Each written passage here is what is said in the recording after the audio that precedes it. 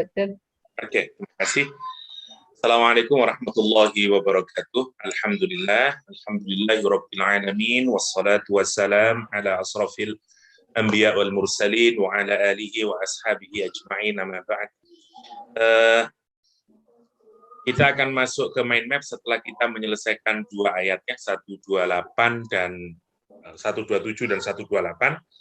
Baru nanti saya tapi tidak mungkin kayaknya belum bisa ini. Saya sudah jadikan sendiri sebenarnya sekarang yang mind map-nya dari yang tadi, sehingga harapannya kita bisa melihat pemetaannya sehingga bisa mengingat apa yang sudah kita selama ini. Jadi kalau di catatan saya itu sudah pertemuan ke-39 Kak, untuk surah Ali Imran ya, untuk surah Ali Imran. Dan sebenarnya semuanya ada, saya aja yang malas mendownloadnya dari note-nya yang makin pertama sampai terakhir. Nanti insya Allah kalau ada waktu saya download semuanya, terus saya compile jadi satu PDF untuk dikirimkan insya Allah. Oke. Kalau malas dikirimkan aja laptopnya. Nanti Kak Hasan mendownloadkan. Good point. Good point. Ya Allah. Oke, mana tadi ya? Sebentar ya.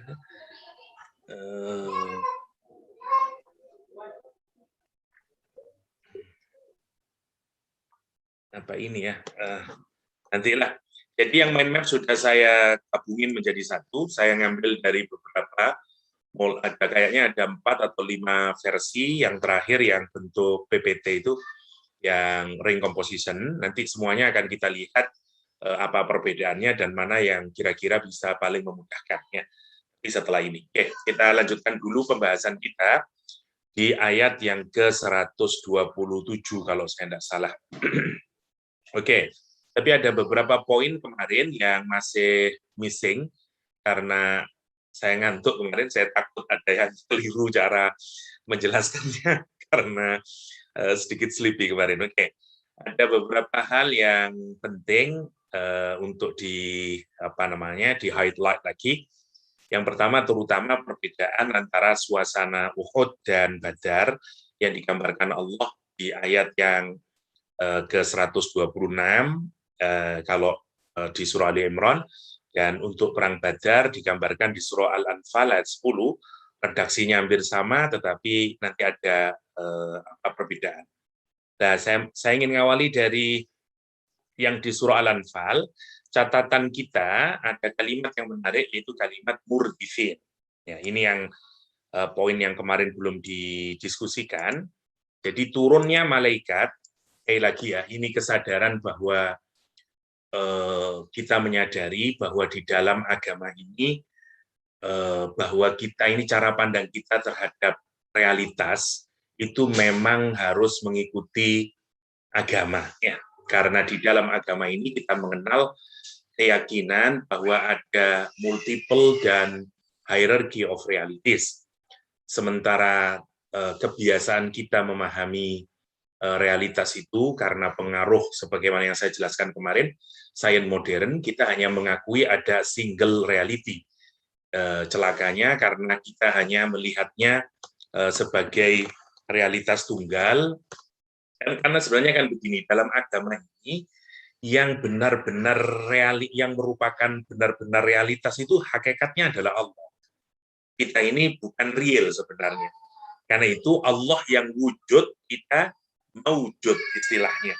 Oke, saya mulai dari sini dulu lah karena kita susah membayangkan malaikat ini kalau kita orang beriman, susah kita bagaimana ada malaikat bercampur tangan dalam urusan keduniawian kita. Itu kalau bagi orang yang percaya dengan sains agak susah dilogikakan. Ya. Kenapa susah dilogikakan? Karena sebenarnya titik tolaknya adalah kesalahan ontologis memahami realitas. Itu poinnya itu di situ. Jadi secara ontologi cara dia memandang apa yang disebut dengan reality itu yang salah. Sehingga agak susah orang kemudian menerima hadirnya malaikat di dalam kehidupan kita. masuk di Badar, kan begitu. Padahal kalau kita baca hadis-hadis yang berkenaan dengan campur tangan dan kehadiran malaikat di dalam perang Badar, itu susah sekali untuk kita tolak. Ya, menarik bahkan Abu Jahal sendiri menyatakan, Abu Jahal itu kan setelah tertebas dia jatuh terjungkal, ya, dan kemudian diseret oleh Abdullah bin Mas'ud, dan Abdullah bin Mas'ud kemudian berdiri di atas tubuhnya Abu Jahal, dan Abu Jahal menyatakan, sayang, yang akan membunuhku adalah, yang akan menghabisiku adalah anak kecil saja, jangan sombong. Dan ketika ditanya oleh Abdullah bin Mas'ud, siapa yang menjungkalkan kamu? Jawabannya, kata dia, aku yang akan menebasmu, kata Abdullah bin Mas'ud. Kata Abu Jahal, sesungguhnya yang membunuhku itu, yang menjungkalkan aku, maksudnya yang membuat aku sekarang ini dalam keadaan sakaratul maut, adalah sesuatu yang panahku ini ya tidak bisa menyentuh tapak kaki kudanya. Kalaupun saya berusaha untuk memanahnya, tidak bisa. Itu karena dia punya kecepatan yang super cepat. Ya, bayangin, kecepatan panah itu sangat cepat. Itu kalau mengenai kakinya dia, itu tidak bisa. Jadi sangat cepat. Abu Jahal menggambarkan secara menarik bahwa malaikat memiliki kecepatan yang jauh lebih cepat daripada busur panah. Ini yang menarik. Dan itu pernyataan Abu Jahal ya, sebelum meninggal dunia. Nah, maksud saya, dalam agama kita ini, bahwa yang real itu adalah Allah. Ya. Karena itu Allah disebut dengan Allah wujud. Ya, sifatnya al-wujud. Kita disebut al-mawujud. Kita yang diwujudkan oleh Allah SWT. Sesuatu yang diwujudkan, ya, tentu saja berarti dia nisbi hakikatnya. Dia bukan the real reality, karena dia diwujudkan, diadakan. Ya, dia bukan sesuatu yang ada dengan dirinya sendiri. Karena itu dia sebenarnya secara hakiki, ya, kalau kita melihat essentially dia tidak eksis karena eksistensinya ya, itu bergantung kepada al-wujud, yaitu Allah Subhanahu wa taala. Sama kalau dengan cara yang sama, nama Allah yang lain adalah Al-Khaliq, the creator, ya, Al-Khaliq. Maka kita ini manusia adalah al-makhluk. Karena al-makhluk kita hanya di-created saja. Karena di-created, hakikatnya kita nothing. Kita tidak eksis sebenarnya. Kenapa? Karena eksistensi tergantung kepada Khaliq. Nah, ini yang berbeda antara dunia modern dengan kita, atau yang biasanya disebut dengan Islamic Science, karena cara pandang kita terhadap realitas itu tidak tunggal. Sementara modern so-called, ya, modern Western science, katakanlah, itu membatasi hanya ada satu reality, yaitu yang nampak. Nanti dia tinggal ciri-cirinya saja, ada bisa di observable, dan seterusnya itu, yang ya bisa di observe, bisa dan seterusnya. Ukurannya adalah five senses, ukurannya plus reasoning yang kita bisa menginfer kalau memang dia benar-benar merupakan realitas. Jadi cuma satu. Sementara dalam agama kita, ya, dalam Islam, kita mengenal bahwa realitas itu banyak yang kemarin itu. Jadi dia multiple, ya, dan plus ada hierarkinya. Ya, jadi ini yang kemudian berbeda antara Barat dengan kita. Lah, ada banyak teori di dalam memahami bagaimana realitas itu muncul. Teori yang sederhana misalnya dari Ibnu Arabi, agak misalnya seperti begini sederhananya logikanya ya. Kalau kenal Suhrawardi, kalau misalnya pernah baca Suhrawardi Al-Maktul yang dikenal dengan Syekhul Isyraq, ya, Al-Isyraq, ada Ibnu Arabi misalnya, tokoh-tokoh yang bicara tentang kosmologi di dalam agama Islam, yang realitas dalam agama Islam, itu menarik untuk kita pikirkan, yaitu berpikir bahwa alam semesta ya atau ini al-maujud ini ya atau makhluk, misalnya cara berpikirnya ngambil dari Al-Qur'anul Karim, Allah nurus samawati wal ardh. Ya. Jadi Allah gambarannya adalah cahaya langit dan bumi. Dan tajallinya Allah, ya saya agak susah, harus hati-hati menggunakan bahasa, misalnya limpahan atau iluminasinya itu sebagaimana kisahnya Nabi Musa alaihissalam, ya, yang apa namanya, Nabi Musa, Rabbi arini anzur ilaik, apa kata Allah? Qala lan tarani, ya, kamu sekali-kali tidak akan bisa melihatku wahai Musa, ya, tapi kata dia, tapi kalau kamu melihat gunung itu, ya nanti alam matajalla, kata dia, nanti saya bertajalli, dan kalau gunung itu ini stapera, maka kalau dia tetap di tempatnya, maka saufa taroni, kamu akan bisa melihatku, kata Allah. Ya, karena itu kemudian Allah bertajalli. Ya. Tapi apa yang terjadi? Wa ja'alahu dakka, gunungnya menjadi hancur, ya, Musa menjadi sa'iqa, dan seterusnya, Musa tersungkur, dan seterusnya. Jadi Allah bertajalli. Nah, bertajalli itu maksudnya, jadi kan ibaratnya seperti begini, saya contohkannya, semoga saya tidak salah. Misalnya Yahya. Yahya ini unknown, misalnya. Misalnya saya invisible, saya tidak bisa dilihat. Dan saya kepingin agar orang itu tahu. Misalnya people kepingin agar saya tahu tentang Yahya. Apa yang saya lakukan? Saya bertajalli, saya bermanifestasi. Ya. Tajallinya misalnya saya bikin nasi, apa namanya, nasi apalah, rawon misalnya. Saya bikin MP3, saya bikin film, saya bikin poem, saya bikin apalah, dan seterusnya. Nah, semua ini adalah realitas kemudian. Ini yang disebut dengan realitas itu kemudian. Tapi realitasnya tentu punya hierarki. Semakin banyak dia mendapatkan bagian dari diri saya, curahan dari cahayanya saya, maka dia levelnya lebih tinggi. Misalnya, kalau saya bikin film, maka film itu adalah tajalli saya yang paling tertinggi. Karena di dalamnya ada gerak, ada suara, ada macam-macam. Sementara MP3 mungkin nomor 2. Sementara puisi mungkin nomor 3. Sementara nasi mungkin yang paling bawah. Nah, para ulama kita memahami realitas kosmologi ini, itu menyatakan bahwa ada multiple sama hierarki itu. Saya kasih contoh ya yang terkenal, disebut dengan hadroh, atau biasanya disebut dengan bahasa kerennya itu divine presence istilahnya. Oke, istilahnya divine presence. Nah, kalau kita baca di dalam misalnya Ibnu Arabi misalnya, makanya kalau di Barat Ibnu Arabi itu terkenal sekali, sampai ada Society of Ibnu Arabi, karena memang asik filsafatnya dia, ya, misalnya dalam kaitannya dengan kosmologi dan seterusnya, yang dunia modern tidak memilikinya. Kita ini kan hanya bukan saja menjelaskan realitas itu.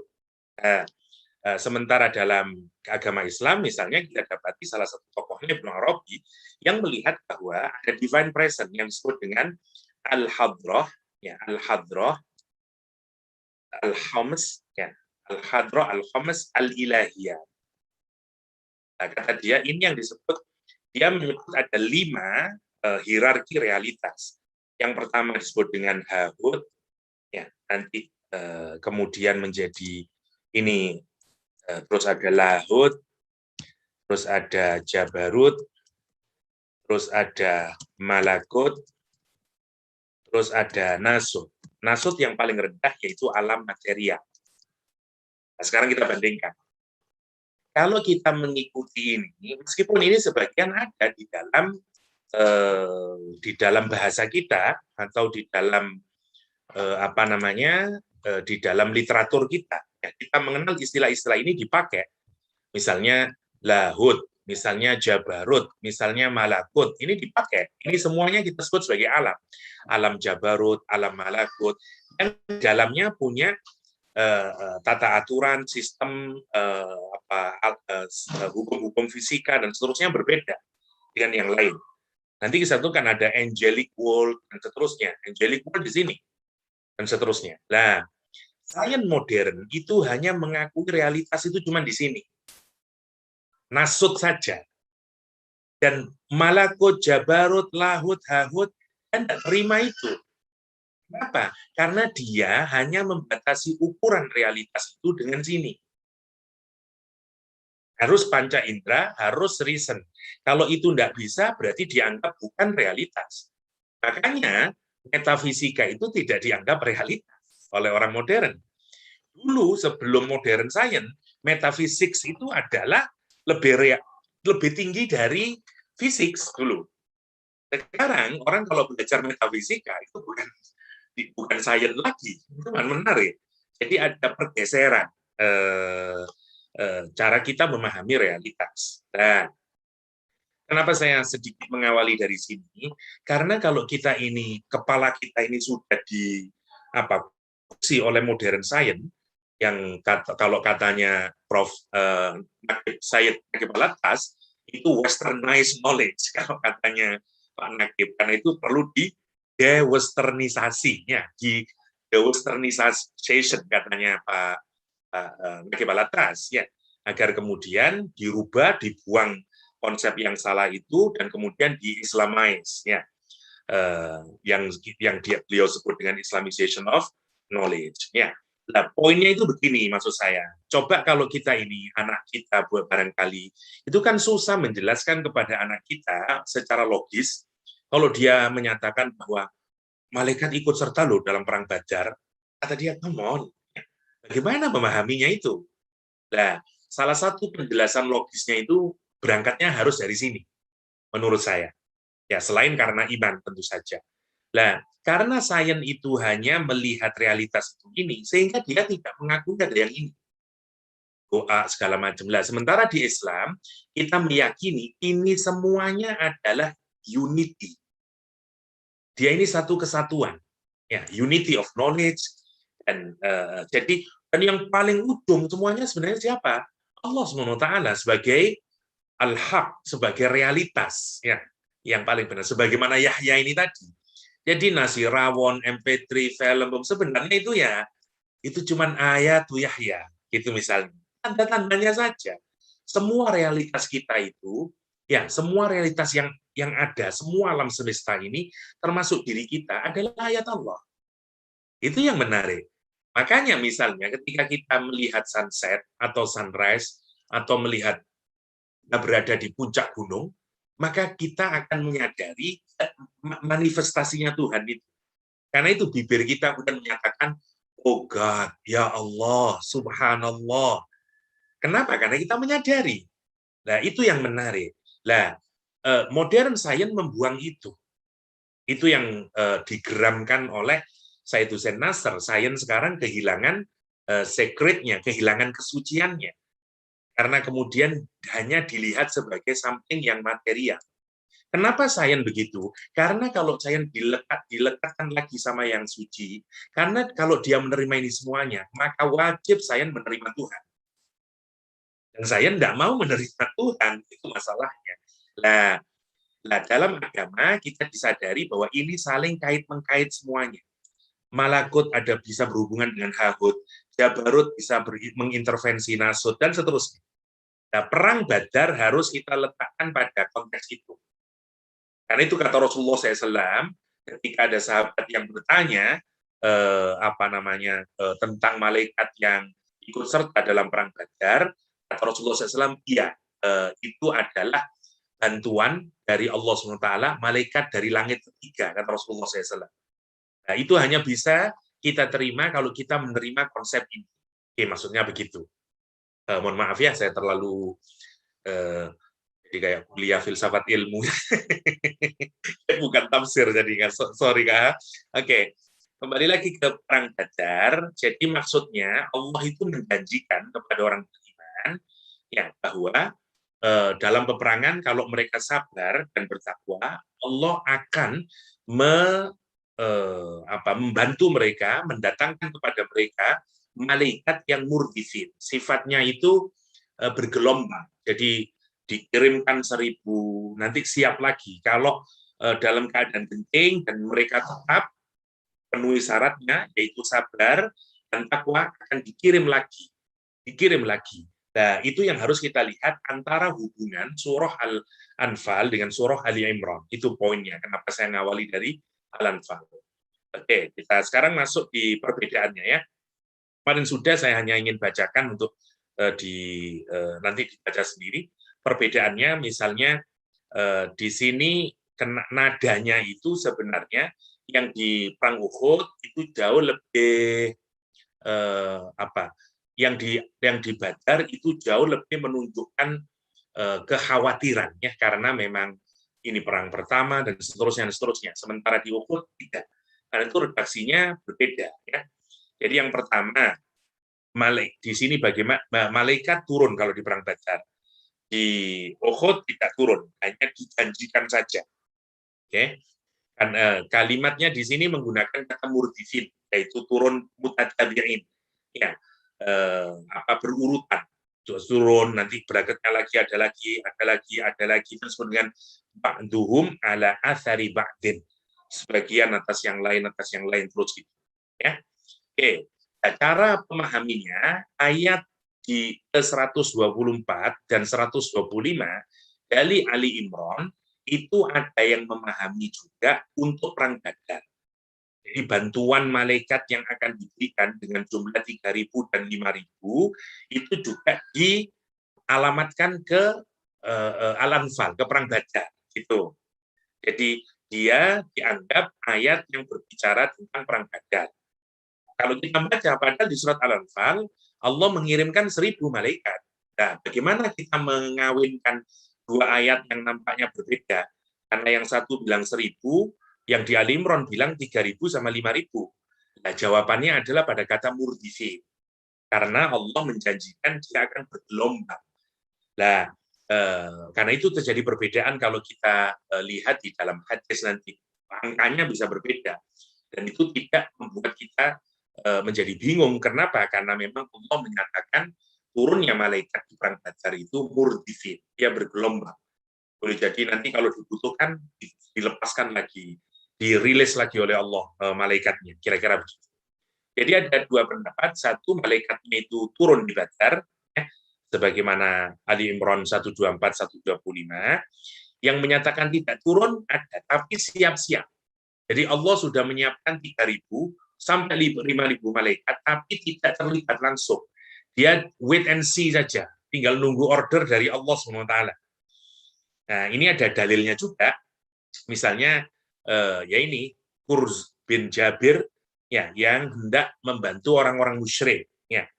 Tetapi, begitu jumlahnya sudah sedikit orang Islam, terus mendengar kabar bahwa Kurz bin Jabir al-Muharibi itu akan justru mensokong dan mensupport, menambahi pasukan orang-orang musyrik. Nabi kemudian menjadi, waduh berat, terasa berat bagi Nabi. Waduh ini sudah 1.000, kita lawan 300, kita cuma 313, makin terasa berat oleh Nabi. Maka turun ayat, alayyakfiyakum ila akhirihi, musawwimin tadi. Lah, fabalagha kurzan al-hazimah, falam yumutahu murajaah.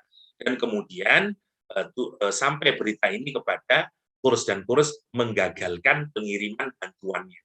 Ya, jadi maksudnya tidak ikut perang, masih 3.000-nya itu sudah ikut turun. Itu kalau pembacaan yang pertama. Nah, ulama yang mengaitkan Ali Imran 124 dan Ali Imran 125 itu tidak berkaitan dengan perang Badar, tapi janji Allah yang akan diberikan kepada orang Islam yang melaksanakan perang Uhud jika mereka sabar dan bertakwa.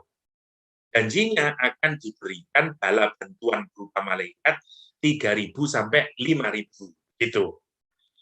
Sehingga perbedaan para mufassirin itu ada yang menyatakan Ali Imran 124-25 itu ke perang Badar, ada yang menyatakan 124-125 Ali Imran itu ke perang Uhud. Nah, titik tengahnya apa? Titik tengahnya ada mufassirin yang menganggap ada titik tengah. Kata dia, Ali Imran 124-125 tidak terbatas pada Badar dan Uhud. Asalkan sesuai requirement-nya, yaitu sabar dan takwa, maka Allah akan tetap memberikan madad atau imdad, bantuan berupa malaikat yang diturunkan oleh Allah Subhanahu wa taala. Adapun jumlah 1.000, 2.000, 3.000, 5.000 berdasarkan juga riwayat hadis ya, itu ditentukan sesuai kebutuhan menurut ilmu dan kebijaksanaannya Allah Subhanahu wa taala. Jadi kalau kita lihat redaksinya yang di surah di Perang Badar itu keadaannya sangat khawatir karena mereka lemah dari segi jumlah pasukan. Sementara yang di Uhud, mereka cukup banyak karena 700. Ya. Oke, ada busyra yang di Perang Badar, Perang Uhud, busyra lakum. Ya. Karena yang di sini tidak lakum, kenapa? Karena kemenangan di Badar itu lebih universal sifatnya. Karena untuk semua orang Islam. Sementara kemenangan Uhud itu hanya untuk mereka yang hadir pada saat itu, apalagi ujungnya kalah. Yang di walitat ma'inna untuk perang Badar, kalimatnya walitat ma'inna bihi qulubukum. Bihinya didahulukan. Sementara untuk Uhud, bihinya diakhirkan. Walitat ma'inna qulubukum bihi. Bedanya adalah kalau yang di sini turunnya malaikat menjadi tentramnya. Mendahulukan berita yang menggembirakan. Mendahulukan lebih utama daripada menunda-nundanya. Ya, menunda-nundanya sekaligus untuk menunjukkan perhatian besar yang tercurah. Sementara di sini, enggak. Ini hanya disebutkan kemudian, kenapa? Agar hatinya tentram saja. Sebab di sini tidak diperlukan penekanan. Kenapa? Karena peristiwa Uhud, mereka telah mengalami turunnya malaikat. Ya, dia sudah tahu di Perang Badar kemarin turun. Jadi, kalimatnya lebih terkesan, lebih kuatkan di Perang Badar. Kenapa? Karena memang harapannya itu hatinya jauh lebih tentram. Ya. Sementara di sini kekhawatirannya tidak terlalu. Itu juga kenapa ujung kalimat ini menggunakan innallah, dikasih tauhid. Lagi-lagi dibanding di Uhud. Ya, itu sebagai tambahan. Kita masuk sekarang ke ayat yang ke 126 dan 127 baru ke mind mapping ya. Kalau tidak cukup berarti ya tidak tahu kapan itu khusus untuk mind mapping. Kita tidak membicarakan ayat lagi untuk sementara biar ketangkap di pikiran kita. Banyak lebih 100. Kita teruskan. Ia ta'atarafam minal ladzina kafaru au yakbitahum fayanqalibu khaibin. Allah menolong dalam perang Badar dan memberi bala bantuan ya dengan tambahan malaikat itu semuanya. Lihat to'ah. Lagi-lagi para mufassir jumhur mengaitkan ayat ini ke perang Badar. Meskipun ada sedikit mufassirin yang mengaitkan ini, karena di perang Uhud juga mereka bisa membunuh belasan orang juga, sehingga dikaitkan juga perang Uhud. Tapi mana yang paling kuat? Perang Badar. Oke, kita ambil saja yang jumhur ya. Jadi lihat toh lamnya ini untuk taklil ya, likai lam agar supaya atau untuk ya, untuk tujuan tertentu. Oke. Kata Allah, Allah menolong kamu pada perang Badar dengan memberikan madad, dikasih bantuan itu, lihat to'ah, untuk memotong. Saya pakai kalimat yang literal, to'ah artinya memotong. Seringkali kita mengartikan dengan membinasakan. Ini bahayanya ya. Meskipun tidak salah diartikan dengan membinasakan, tapi pilihan Allah menggunakan kata kotoa, bukan kata yang lain, itu menarik, harus kita apresiasi dulu. Oke, kita kembalikan kemana asalnya dulu. Yaktoa agar memotong atau memutus torofan ujung. Jadi torfun itu ujung. Ya. Tapi kalau kita lihat ujung sesuatu, jadi kalau misalnya gunung, maka puncak gunung namanya torofan. Oke. Nah, kalau kita melihat satu komunitas, ya, satu masyarakat, itu kan mesti ada ujungnya. Ujung dari masyarakat itu kita kenal sebagai leadernya, head-nya, gitu. Jadi orang-orang yang terpandang di antara mereka. Quran menggunakan torofan. Mari kita lihat. Kalau kita terjemahkan dengan menggunakan kata membinasakan, itu kalau binasa, semuanya dihancurkan kan? Semua dihancurkan. Itu susahnya kita menerjemah. Coba. Jadi begitu kita menggunakan makna mengartikan membinasakan, asumsi kita yang muncul dalam otak adalah bahwa mereka dibinasakan semuanya. Padahal Allah menyatakan enggak, liyaqta'a, saya hanya akan menggunting, saya hanya akan memutus. Nah, kalau kita memutus atau memotong, itu tidak semuanya. Dan memang kalau kita lihat, nanti yang terjadi memang tidak semuanya dibunuh oleh Allah SWT. Bayangin, dari 3.000 itu, yang terbunuh hanyalah 70. Itu indahnya Al-Quran kalau kita pikirkan. Jadi, qata'a benar-benar hanya memutus, hanya memotong. Siapa? Torofan. Yang ujungnya saja, yaitu pemimpin-pemimpinnya saja. Minal ladzina kafaru, dari orang-orang kafir.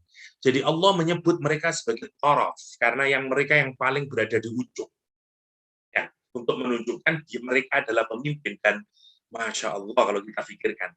Dan sesuai Al-Quran itu untuk menceritakan itu. Karena memang di perang Uhud, di perang Badar, 70 pemimpin mereka yang terbesar mati semuanya. Itu yang menarik. Dan 70 sisanya menjadi tawanan. Ya, menjadi tawanan. Ini yang menarik. Jadi gambaran Quran, liyaqta'a tarafan, itu jauh lebih tepat dibanding terjemahan yang ini tidak tahu, terjemahan Kemenak yang saya pakai, membinasakan segolongan orang-orang kafir, meskipun kemudian dikasih segolongan, ya, artinya tidak semuanya. Tapi Allah kenapa menggunakan qata'ah, itu maksudnya. Jadi memang itu hukuman yang memang Allah mengirimkan malaikat dan seterusnya memang untuk menghajar mereka, untuk memotong dan memutus mereka. Itu maksud. Yang pertama, tujuannya liyaqta'a. Yang pertama. Jadi perang Badar itu memang ditujukan untuk liyaqta'a, yang pertama. Yang kedua, au yaqtahum, kata Allah. Masya Allah. Kita lihat dulu torofan ya, di beberapa tafsirnya. Misalnya dari tafsir Mawardi di sini, liyaqta' walam yakul wasaton. Jadi torofan salah satu maknanya adalah juga wasat atau tengah-tengah, ya, bukan ujung atau ya pinggir, ya. Kenapa kok Allah tidak menggunakan wasat misalnya? Di anna torof aqrabu lil mu'minina minal wasat. Karena torof lebih dekat bagi orang mukmin daripada wasat. Fakhtassal al-qat'u bima huwa ladim aqrabu kama qala alladziina yalunakum minal kufar. Istilah yang dipakai memang torof, ya, karena itu orang yang paling tertinggi, ya. Wa torof maknanya juga nahiyah, ya, pinggir, ya, atau muntahal makan, puncak dari satu tempat, atau puncaknya, ya, yang paling kelihatan. Itu adalah perumpamaan, kalau katanya Ibnu Ashur, isti'arah li ta'ifatin minal musyrikin. Dia hanyalah gambaran saja. Jadi kalau ada komunitas yang paling puncaknya, nah itulah. Nah, Allah menggunakan perumpamaan, puncak itu digambarkan dengan pinggir dari, dengan menggunakan bahasa pinggir tadi itu, ya, torofan. Oke. Misalnya Al-Quran menyatakan, kata ini dipakai, awalam yarau anna na'til ardha nansuha min atrafiha, ya, dari ujung-ujungnya, dari pinggir-pinggirnya. Wa yajuzu ayyakuna, kata ada lagi maknanya, kata Ibnu Ashur, adalah musta'aran guna li asyrafil musyrikin. Dia isti'arah, ya, dia maknanya adalah konotasi untuk menyebut para pembesar, pemuka, orang-orang yang mulia, para pemimpin, orang-orang musyrik. Ya. Diputus dari apa? Jismi syirik, syirki aham mu'abba'i iliyas ila akhirih, ya.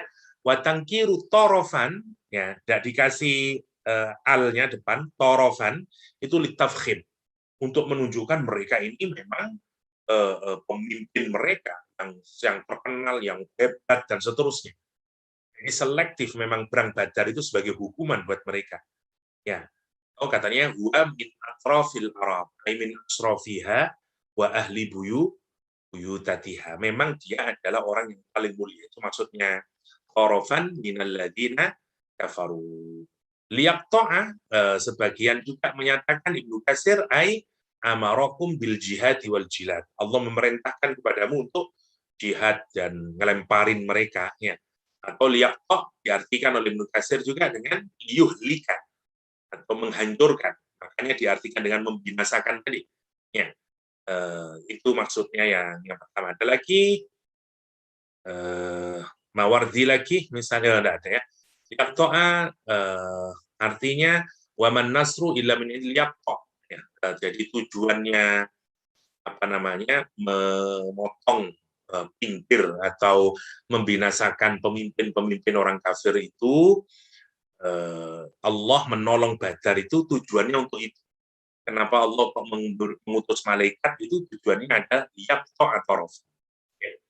Sekarang yang kedua ada Allah, yang pertama untuk membinasakan para pemimpin, ya, memotong atau membinasakanlah, menghancurkan para pembesar-pembesar orang kafir. Yang kedua, au yakbitahum. Kata yakbitahum ini menarik. Ibnu Ashur punya penjelasan yang menarik yang mirip dengan Imam Qurtubi. Ya. Jadi kata yakbitahum, katanya Ibnu Ashur, dan di sini yakbitahum. Oke. Yang pertama, kalau pakai tafsir Mawardi, yakbitahum itu artinya menghinakan mereka, menyedihkan mereka, yuhzinuhum, bikin dia huzan, bikin dia sedih. Ya, satu, menghancurkan mereka. Yang kedua, membuat mereka sedih. Atau yang kedua maknanya as-sar'u 'alal wajhi, tersungkur wajahnya. Wah, jadi auyak bitahum, jadi agar dia tersungkur wajahnya. Ini untuk gambaran kehinaan sebenarnya. Oke. Yang kedua, Imam Qurtubi sama dengan apa namanya Ibnu Ashur, saya ambil aja yang Ibnu Ashur, auyak bitahum yusibahum bi ghammin wa kamadin. Kalau orang itu tertimpa kesedihan, kesumpekan, dan seterusnya. Aslu kabada, kabata, itu sebenarnya awalnya kabada. Ya, kabada itu jantung, ya, kabada itu hati. Ya, sama seperti Hindun, karena julukannya adalah akilatul kabad. Ya, jadi perempuan yang pemakan jantung. Ya, itu julukannya Hindun bin Sofyan, menggunakan kata kabat itu. Kabat pakai dal, ya. Jadi kabat pakai dal itu adalah jantung. Ya.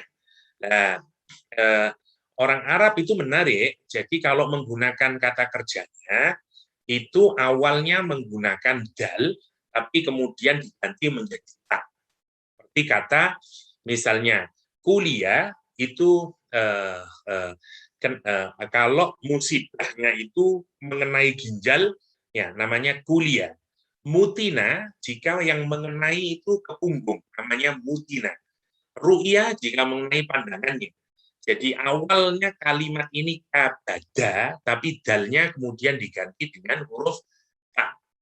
Jadi maksudnya mengenai orang yang menimpa pada dirinya ke jantung, kesedihan, itu gambarannya. Jadi kalau jantung kita yang kena sakit, misalnya karena, tapi bersifat abstrak ini, ya, jadi sedih, sumpek jadi satu lah, apa namanya itu, ya, kesedihan, kengerian, ya, penghinaan, kehinaan, semuanya itu namanya yakbitahum. Yakbitahum. Ya. Seperti kata sabat itu awalnya juga dari kata dal, sabada roksahu, menggunduli kepala, kemudian menjadi sabatahu, ai halaqahu, yang bikin gundul. Itu penjelasan dari apa namanya Ibnu Ashur. Wal Arab tatakhayyalul gham wal huzn maqarrahul kabad. Orang Arab itu kenapa kok disebut yakbitahu? Orang Arab itu menghayalkan, menganggap bahwa kalau orang itu sangat sedih, tempatnya kesedihan, duka cita, itu tempatnya ada di jantung, kata orang Arab, ya, atau ada di hatinya, ya, ada di hatinya. Jadi sementara kalau amarah, ya, itu tempatnya di dada. Jadi kalau marah itu di dada, tapi kalau sedih itu dalam hati. Sedih atau geli atau gham, ya, ya, galau, sumpah, dan segala macamnya, ya, itu letaknya di kaki. Jadi perang ini, kata Allah, fungsinya yang pertama adalah menghancurkan, membinasakan pemimpin-pemimpin mereka. Yang kedua, atau membuat mereka sedih, yang sedihnya sampai ke ulu hati mereka, ke hatinya mereka, sampai kesedihannya itu. Ibina, lalu mereka kembali dengan tiada memperoleh apa-apa. Itu yang ketiga. Jadi kalau kita perhatikan ada dua di sini ya, liyaqta'a, terus juga au yaktahum. Yang ketiga yang qalibu khaibin. Jadi kalau liyaqta'a, liyaqtita, yang qaliba. Sebenarnya kan begitu, ada tiga fungsinya ya. Jadi liyaqta' au yaktahum yang qalibu khaibin. Akibatnya kalau dia sudah sedih ya atau jadi dikomben satu secara fisikal yaitu dengan rasakan mereka. Yang kedua bukan hanya itu, dia menanggung rasa malu, sedih, gelisah semua sampai menembus ke hati mereka. Maka ketika mereka kembali ke Mekah, fayang qalibu khaibin, dan mereka tidak mendapati apa-apa lagi. Masya Allah. Ya, itu hukuman yang diberikan oleh Allah, azab yang diberikan oleh Allah kepada orang-orang Quraisy yang memusuhi Rasulullah Sallallahu Alaihi Wasallam. Itu ayat yang ke 126. Kita masuk ke 127. Laisa laka minal amri syai'un aw yatuba 'alaihim aw yu'adzibahum fa innahum zalimun. Laisa laka minal amri syai'un, kata Allah SWT. Laisa laka minal amri syai'un. Laisa sama tidak ada. Ya. Kata Allah SWT, laisa tidak ada laka bagimu minal amri dari perkara ini syai'un sedikit pun. Apa maksudnya ayat ini?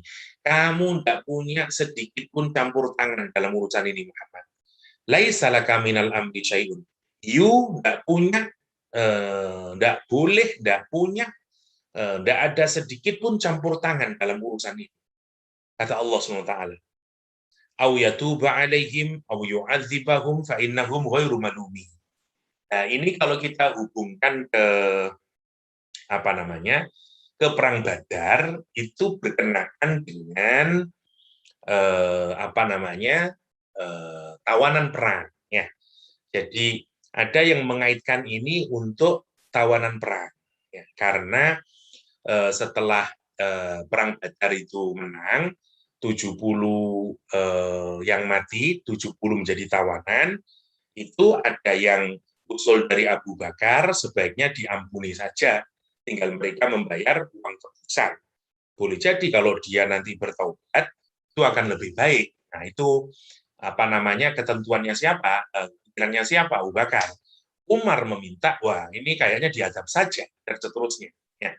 Nah, kemudian ayat ini dianggap sebagai penegasan dari Allah SWT bahwa pilihan yang benar adalah pilihannya Umar. Laisa laka minal amri syai'un ya aw yatub 'alaihim aw yu'adzibahum fa innahum ghairu malumin.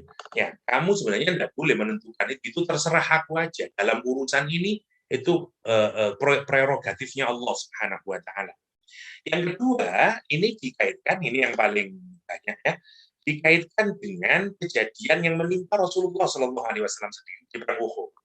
Jadi ada yang mengaitkan ke perang Badar, ada yang mengaitkan ke perang Uhud. Kejadiannya yang di perang Uhud adalah ketika Rasulullah Shallallahu Alaihi Wasallam berada pada kondisi yang amat sangat memprihatinkan. Ya. Kenapa? Karena pasukan itu yang awalnya sudah menang kemudian mengambil booty war booty yang itu diambil dan kemudian apa namanya kocar kacir kemudian pasukan Islam Rasulullah sampai kemudian apa namanya ke belakang menuju ke celah-celah bukit Uhud itu.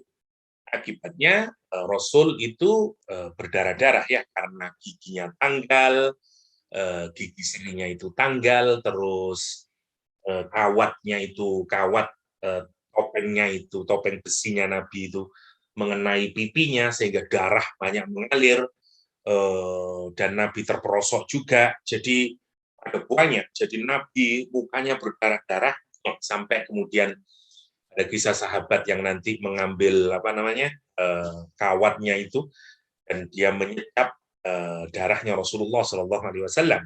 Ya, nah, dalam keadaan demikian ini itu maksudnya Nabi Muhammad Shallallahu Alaihi Wasallam kemudian ketika giginya tanggal ya di perang Uhud, Nabi kemudian berkata begini, kaifa yuflihu qaumun bagaimana sebuah kaum itu akan menang, akan bahagia. Ya, kata dia, nalu hadza min nabiyyihim wa huwa harisun ala hidayatihim. Kata dia, bagaimana mereka akan bisa menang kalau ini yang mereka lakukan kepada Nabi. Ya. Jadi seakan-akan doa ini meminta apa? Meminta kehancuran mereka. Kemudian Allah menurunkan ayat ini, Muhammad, urusan ketentuan mereka nanti akan dihancurkan atau mereka akan dimaafkan. Kamu tidak punya hak. Ya, itu ketentuan Allah Subhanahu wa taala. Satu sisi benar ya. Hatta Nabi sebagai figur yang paling terbaik. Tapi kalau berkenaan dengan Allah Subhanahu wa taala, fungsinya tetap hamba. Fungsinya tetap hamba. Dan Allah ngasih tahu tugas kamu ini ya udah berperang saja. Ya, yang ditugaskan. Nanti apakah mereka akan dihancurkan dan seterusnya itu sudah berada dalam ketentuan Allah Subhanahu wa taala. Jadi diarahkan ke sana. Jadi laisa laka minal amr, laisa laka minal amri syai'un fi iqabihim wastilahihim. Ya, ini bukan urusanmu sedikit pun. Bukan sesuatu yang kamu harus campur tangani dalam urusan ini. Dalam urusan apa? Menyiksa mereka atau membiarkan mereka. Enggak, itu Allah yang menentukan. Ya, itu apa namanya? Yang pertama makna laisa laka minal amri syai'. Ada juga maknai laisa laka minal amri syai'un fima turidu wa taf'aluhu fi ashabika wa fihim ila akhirih. Ya, sama maknanya unzilat ala tadi yang sudah sebut. Yang terakhir hamma ba'da dzalika bidu'a fastadzana bihi. Nabi Muhammad itu karena gambarannya nanti berperang terus doa lagi Nabi Muhammad ya, dan Allah menurunkan ini sebagai jawaban. Oke. Atau ada banyak riwayat-riwayatnya ya yang sebenarnya sama sajanya saling melengkapi.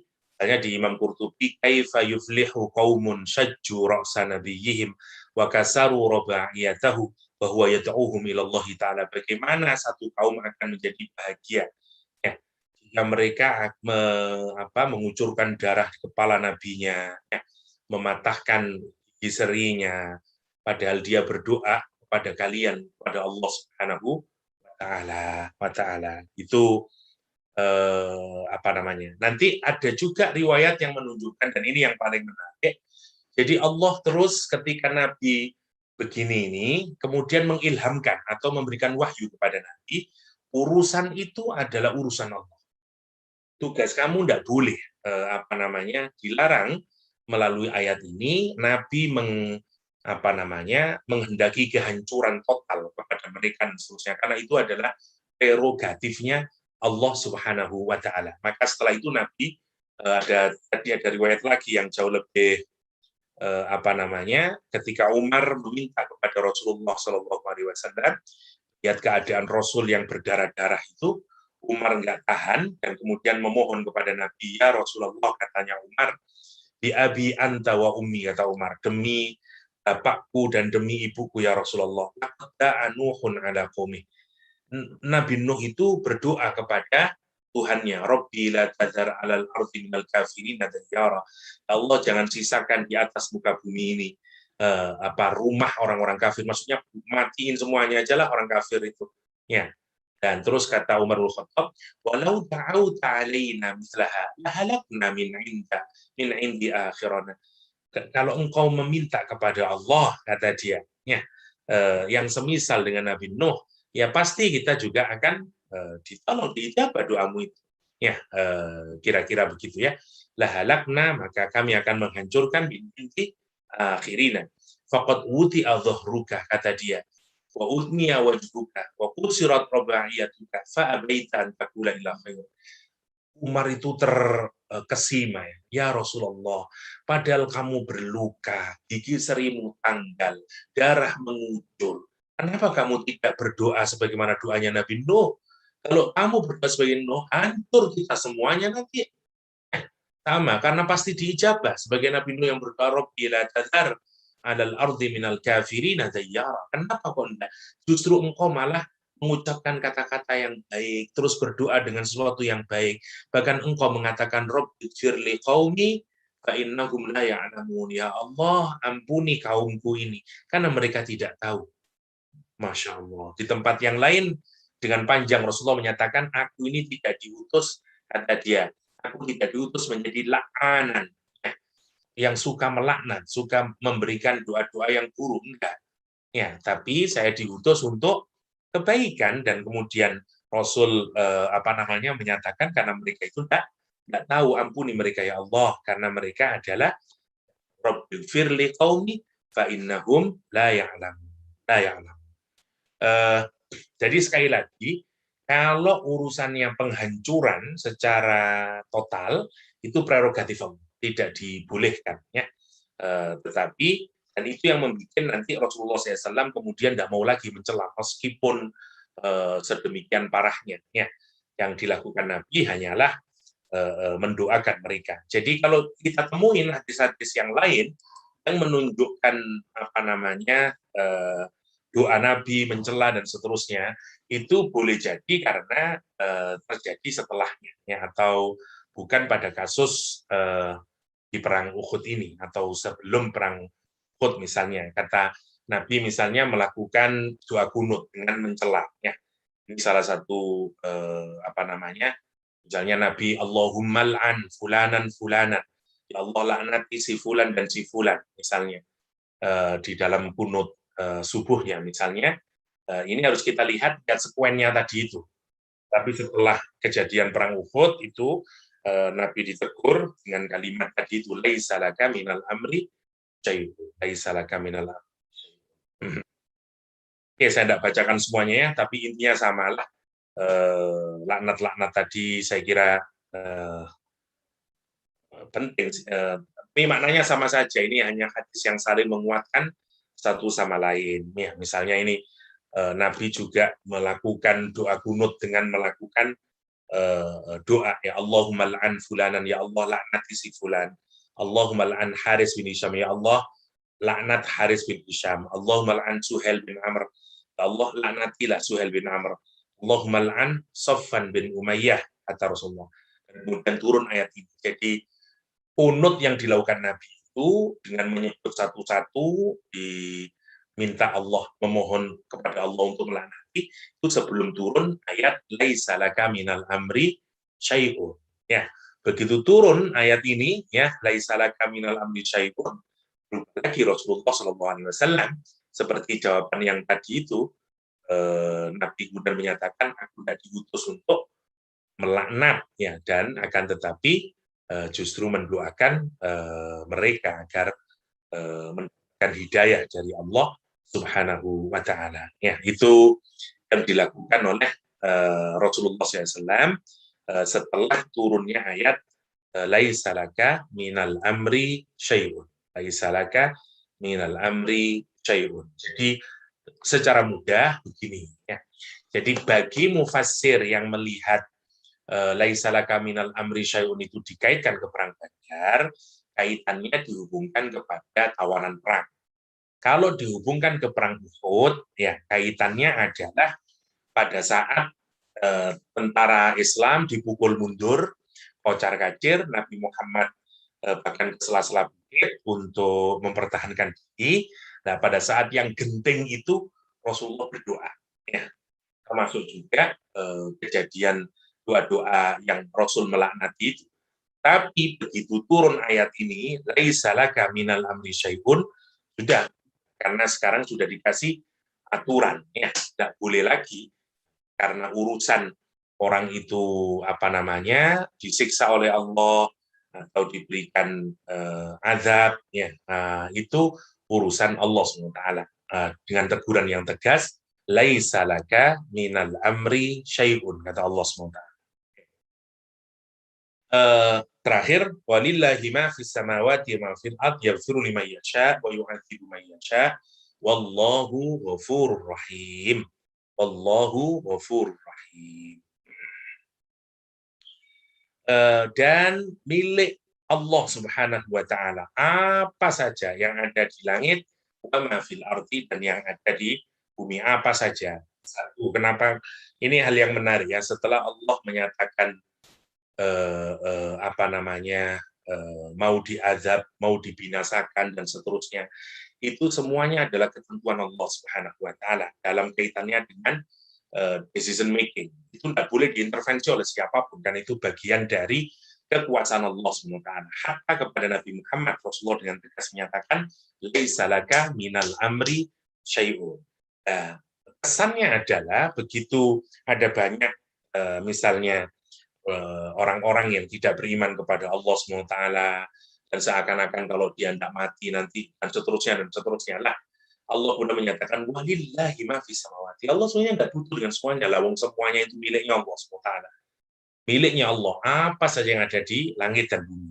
Allah tidak menggunakan man di sini, meskipun kalau kita lihat kaitannya adalah berkaitan dengan orang kafir, dengan orang Islam. Tapi Allah menggunakan ma. Kenapa? Karena ma dianggap lebih besar, lebih merujuk kepada semuanya, baik yang akil sama ghairu akil, baik yang manusia termasuk juga hewan dan seterusnya.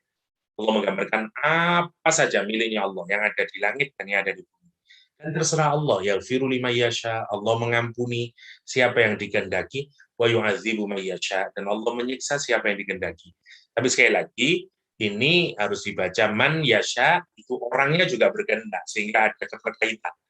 Allah menghendaki dia, dan memang dia menghendaki. Kalau dia kepingin menjadi ahli surga, itu nanti bersesuaian. Sebagaimana di hadis, apa kullun muyassarun lima khuliqalah. Setiap orang itu dibikin mudah, sesuai dengan bagaimana dia diciptakan, dengan karakternya. Kalau dia ahli surga, melakukan amalan ahli surga. Kalau dia ahli neraka, maka dia mudah melakukan amalan neraka. Al-jam'u milkulah. Kenapa Allah menggunakan mafis samawati, mafil ardi, semuanya miliknya Allah. Wa ahluhuma abidun. Ya, penduduknya langit dan bumi semuanya adalah hambanya Allah SWT. Ya, dan Allah yang ngatur. Mau Allah mengampuni, Allah mengazab. Huwa al-mutasarrif. Allah yang memplanning, Allah yang mengatur. Fala mu'aqqiba li hukmi. Ya, dan tidak ada akibatnya dari ketentuan Allah. Ya, tidak ada, oh ini salah, oh tidak ada. Kau hukumannya tidak benar, tidak ada. Ya, tidak ada resiko apapun. La mu'aqqiba. Wala yus'al amma yaf'al. Dan Allah tidak dimintai tanggung jawab terhadap apa yang dia lakukan. Ya, wahum yus'alun. Kita semuanya, mereka semuanya yang nanti akan dimintai pertanggungjawaban. Wallahu ghafurur rahim. Wallahu ghafurur rahim. Nah, ada lagi wal makna anal amran ayakuna liman mahul mulku wa mulku samawat ila akhirih. Saya kira sudah paham itu. Walam yakul man li annal murad ila, sudah saya anggap sama. Walillahi ma fis samawati yaghfir liman yasha, itu samalah. Al-Biqai yang terakhir ya. Coba kita lihat. Yang menarik Al-Biqai. Oke, ini Ibnu Katsir. Al-Biqai-nya itu Ar-Razi. Kita ambil yang terakhir sajalah dari Umar Al-Biqai. Balil amru lahu subhanahu wa ta'ala alaihi mubayyinan li qudrati ila akhirih. Ma fis samawati kulliha ala idhamnya min aqil ghairi. Dengan penggunaan man tadi yang saya jelaskan itu adalah dari Al-Biqai ya. Kenapa tidak menggunakan man tapi ma? Kata Imam Al-Biqai li anna ghairal aqil aksar. Dan itu karena mau meliputi semuanya, baik yang berakal atau tidak berakal. Dan dipilihnya ma karena yang tidak berakal di alam semesta ini lebih banyak, karena itu dipakai ma. Penjelasannya Umar Al-Biqai, ma fis samawati milkan, mulkan, dan seterusnya ya. Kepemilikan, kerajaan, semuanya. Itu juga sama menggunakan ma. Ya, ma, sama. Ma fil ardi, ma fis samawati. Laisa laka minal amri syai'un yaghfir liman yasha, ya. Ila akhirih wa yu'adzibu man yasha. Walamma kana bi shiddati ghaibi alaihim fillahi kadiran bil intiqam minhum itu agari asyara subhanahu ilal af. Jadi ketika kebenciannya mereka amat sangat sekarang ya, dan berbagai macam, Rasul itu berdoa, dan ini diisyaratkan bahwa ketika mereka semakin kuat itu mestinya ngapain? Memaafkan ya. Wallahu ghafurun rahim. Lihat ujungnya nih, wallahu ghafurun Wah, itu singkatnya lah, saya kira nggak ada yang terlalu berbeda ya antar para mufasir itu. Sekilas, jadi intinya sampai ke 129, jadi terakhir nanti kita masuk ke 130 ya. Mohon maaf saya tidak bacakan semuanya karena saya kira tidak ada yang terlalu menyusahkan Allah untuk kita pahami. Itu untuk sementara. Kalau ada waktu kita lihat satu saja mungkin yang mind map baru kita sudahi. Sudah mulai akan ngantuk ya. Oke, kita lihat yang satu dulu lah mind map-nya sebagai kelihatan dulu. Coba saya cari, saya taruh di mana itu.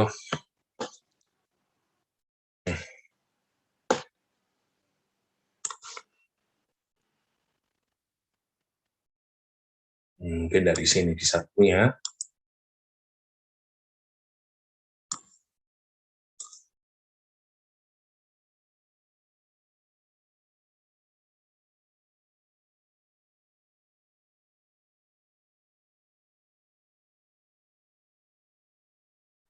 Enggak ada ya, di mana ya?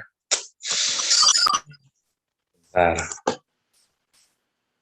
Tadi mestinya ada, kenapa kok enggak ada? Dekat tab tu ada, dekat atas. And ring. Yang ini cuma satu, ada yang lengkap, yang semuanya saya kumpulin jadi satu. Tapi kok enggak ada, bukan. Apakah ada di... Saya pindah sudah, saya taruh di atas, saya pindah. Ini mungkin, tapi kok 9.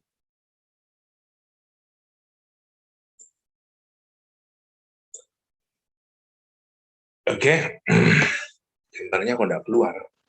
Yang atas, aduh.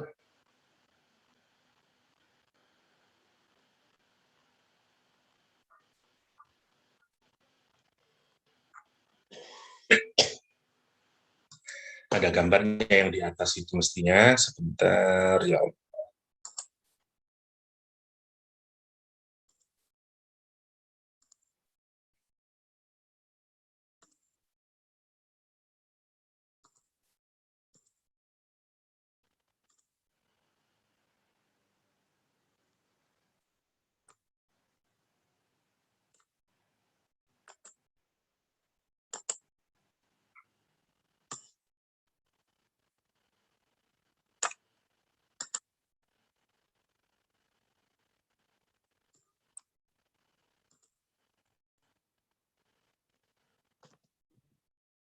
Oke, kita lihat dulu. Jadi saya sudah satu ada mind map dari sini. Saya tidak tahu dari mana ini.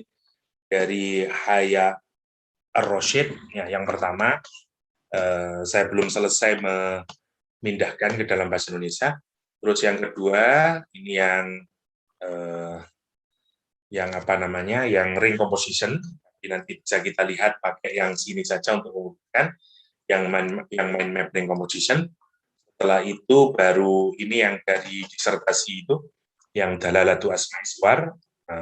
Ini nanti kita lihat juga perbedaannya. Sama yang keempat, yang ini, ya, yang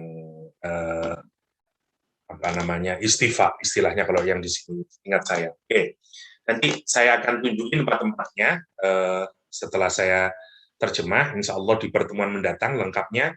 Setelah semuanya 1, 2, 3, baru kita masuk ke mind map yang model in composition kemudian untuk memudahkan. Oke, sekarang kita awali dari yang pertama ini. Kalau ngikutin ini, pemetaannya dibagi menjadi 8 bagian. Ya. Jadi ada 1, 2, 3, 4, 5, 6-nya tapi nanti ditambahi ke sini. Jadi 6-nya nanti sampai ayat yang ke... Jadi kalau kita lihat di sini, sayangnya masih kecil ya. Oke, sebentar. Nah, kalau kita lihat yang di sini itu kita berarti berada di nomor yang yang ke-6. Yang ke-6. Kita sudah masuk yang ke-6, tinggal sedikit lagi 7 sama 8. Ya, oke. Jadi kalau kita lihat yang di sini, yang pertama adalah pengantar percakapan atau debat dengan Nasrani. Di ayat besaran. Di ayat ke-1 sampai 32, tema besarnya adalah debat dengan Nasrani. Jadi dipetakan lagi menjadi 3 bagian, bahwa kitab itu bisa menjadi hidayah atau sebagai ujian. Ya. Karena tadi itu, bagi hidayah kalau dia diterima, kalau dia tidak diterima, karena bahkan justru beberapa hal yang ada di dalam Al-Quran ternyata juga dibenarkan oleh Injil yang ada di mereka, tapi justru mereka tidak mau, itu jadi ujian buat mereka. Di penurunan Al-Quran itu fungsinya menjadi 2, hidayah dan ujian. Ancaman terhadap kafirun dan penjelasan hakikat dunia, ya Nasrani tidak mau menolak itu, mereka makin kufur, orang-orang juga kufur. Kenapa mereka kufur? Karena mereka terikat dengan dunia. Padahal dunia itu kecil saja. Dan kemudian pemberitahuan, pemindahan risalah dan riadah kepemimpinannya kepada umat Islam. Jadi kalau kita lihat ayat 1 sampai 32 itu debat dengan Nasrani, yang Nasraninya datang, kita masih ingat ya, ke Mekah, ke Madinah saat itu, lama berhari-hari ada di sana, debat dengan Nabi, sampai ujungnya oleh Nabi diajak, mubahalah kalau kita lihat itu. Ya, jadi awalnya itu, jadi Quran diturunkan jadi hidayah atau jadi ujian. Ya, bagi orang yang menentangnya, yang kufur kepadanya, sebenarnya kenapa? Karena dia punya keterikatan pada dunia, cintanya sama dunia. Itu nanti ditunjukin dunia itu kecil saja dan seterusnya. Dan karena mereka gagal, ya, maka sekarang risalahnya ini dipindahkan kepada umat Islam. Pemilihan umat Islam yang nanti kita bicara, yang kemarin kita bicara umatan, khairu ummah itu kalau di surah Ali Imran. Oke. Setelah itu Allah menunjukkan sekarang pilihan Allah bagi rasul-rasulnya. Bagaimana Allah, misalnya Maryam, Zakaria, Isa, untuk mengokohkan lagi sebenarnya, kenapa kamu itu kok tidak mau menerima Nabi Muhammad SAW, tidak menerima Al-Quran, terutama bukan people of the book, ya, dan seterusnya. Nah, karena ini fokusnya memang dialog dengan Nasrani, ya, maka diceritakan mulai dari Maryam, Zakaria, Isanya Aisyah, setelah itu penjelasan hakikat Isa, itu dari 45 ke 63, bagaimana dia Maryam mendapatkan bicara, bagaimana kemudian pengajarannya, Allah mengajarkan sendiri kepada Nabi Isa, kitab memberikan kitab dan hikmah, dan kemudian diangkat menjadi Rasul, sampai ayat yang ke-51.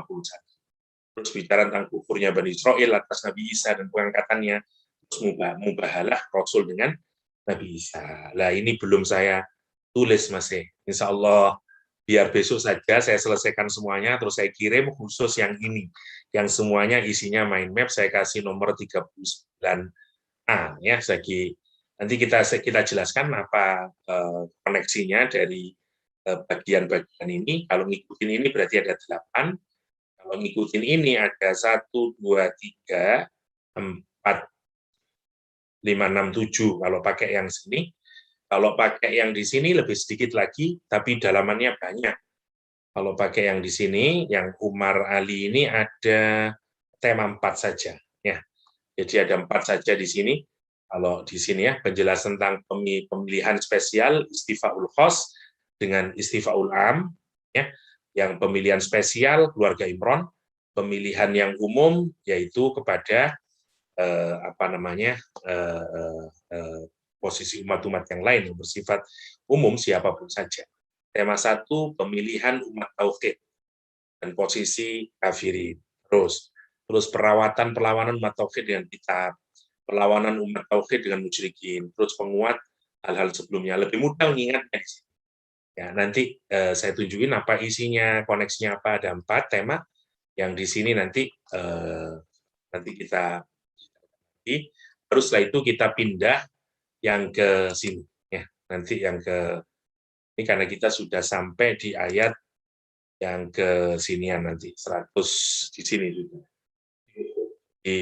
tinggal sedikit lagi. Kita akan bicarakan besok kapan saya tidak tahu. Nanti mulai dari sini setelah kita mempelajari poin-poin dengan mind map yang sisanya. Sekian mungkin Atiqah singkatnya, mohon maaf ya yang mind map tidak jadi saya jelaskan dulu, udah 8:30. Besok pagi saya ngajar 6:30, terus ada wawancara dengan salah satu newspaper karena janjian tadi at 8. Jadi sorry, saya kayaknya harus tidur dulu. Oke, Dokter, insyaAllah. Oke, Dokter, insyaAllah. Oke, sorry Wan, mungkin untuk malam ini nggak ada pertanyaan saya. Nanti disimpan, kita memetakan Ali Imran, insya Allah di pertemuan mendatang sampai ke ayat 130 dari ayat pertama saya janji. Jadi tidak ada pembahasan ayat berikutnya lah, kita 1 sampai 130 insya Allah. Oke, sampai ketemu lagi. Terima kasih. Assalamualaikum warahmatullahi wabarakatuh. Terima kasih. Assalamualaikum warahmatullahi wabarakatuh. Oke.